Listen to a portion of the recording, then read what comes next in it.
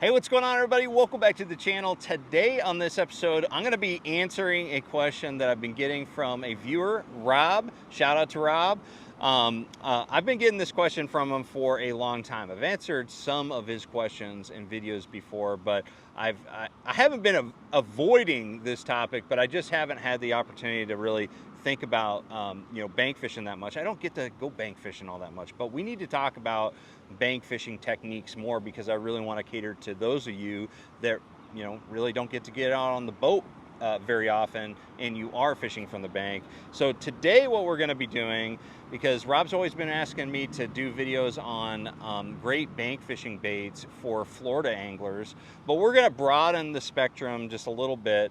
We're going to be talking more about just any lake that you may be fishing from the bank that has a lot of vegetation. And nowadays, during the summer months, anytime you get into June, you likely have some form of vegetation, whether it's actual emergent or submergent grass, whether it's reeds or milfoil or coontail, whatever it is, you've got some type of vegetation, but you also have like algae growth. Like, I was just at a lake this morning. My wife and I took our daughter to go to this lake, and even there was like these thick mats of algae, the cheese as we call it, and that is a really good type of vegetation to fish. And so I wanted to show you guys two different baits that I really highly suggest, that if you only can bring a little tackle bag and like one rod with you, these are two really good baits to throw off the bank. So let's go ahead and get started. The very first one is a really super exciting bait to throw anytime you get the opportunity to throw it. But fishing from the bank, it's a very effective and efficient tool, and that is a hollow body frog. Okay, a hollow body frog is really unique because it is a super exciting topwater, but it's also able to be fished pretty much anywhere. You can throw this thing in the thickest of slop and it's going to come through it because those hooks are so protected by this hollow body. But at the same time, you've got a lot of compressibility, so you get good solid hook sets, and usually once you get the fish hooked, you keep them pegged. The biggest key when you're fishing a hollow body frog from the shoreline, I think, and this is the same if you're fishing from the boat, honestly, but and the reason why I chose these two baits is because you can fish them with the same exact tackle, but the biggest key is using braided line. You want pretty heavy braided line, because if you're casting from the shoreline, you don't have the opportunity to like go in after those fish if they get hung up in cover. So you want to be able to like wrench them back to the shoreline if they get bundled up in the vegetation or wrapped around something.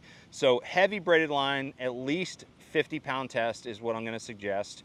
50-pound Seaguar Tactics is probably going to be some of the best type of line that you can fish from the bank. And the reason why I say that is not just because I work with Seaguar, but because Tactics has a real aggressive braided texture to it that cuts through vegetation really well. So like it'll saw through that vegetation and cover as you're bringing those fish back to the shoreline, which is a big deal when you're fishing from the shoreline again. So you're going to want to use this, and we'll talk about the tackle too, because again, I wanted you guys to have two different baits that you can fish on the same rod.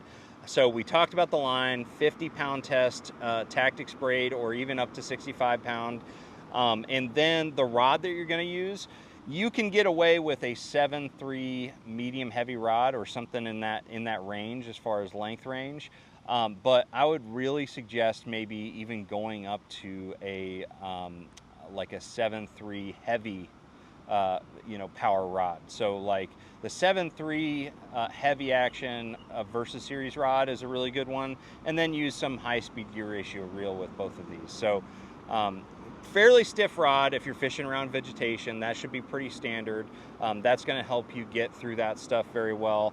But both of these baits you're going to be using with it, but the frog is the first one. You've got to have that around. It's just a fun bait to throw, and it's very good as a bank fishing technique. The second technique, and this was a little bit harder for me to figure out like what I wanted to suggest for you guys for like fishing with one rod and reel and line setup. And you know, I always tend to kind of like lean towards a chatterbait.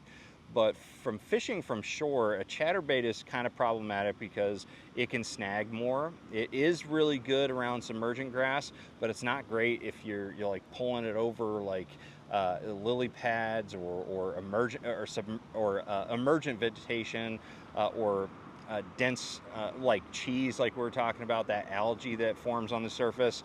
It's just not as good of a bait in those situations. But this bait is. A swim jig is a really, really good versatile bait that you can do a lot of things with, and you can cover a lot of water. You can slow roll it if the grass is really you know, growing closer to the bottom, and you've got a few feet between where the grass is and the surface. You can slow roll it.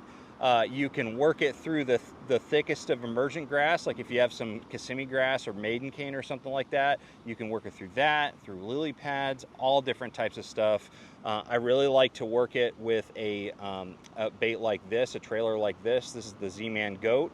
Honestly, this is not the color that I would suggest for like Florida fishing. I would stick with more of a bluegill pattern, like green pumpkin or something like that, watermelon red. But this is all I had in the truck. But overall, the swim jig is going to be a really good choice. You want to make sure that you're using a swim jig that has a really stout hook on it. So make sure, since you're using that braid and a heavy rod, that you have a pretty stout swim jig. I would say don't go heavier than a 3/8 ounce. I think a 1/4 ounce fishing from shore is going to serve you very, very well. Because it's just not going to get bogged down in the grass very much.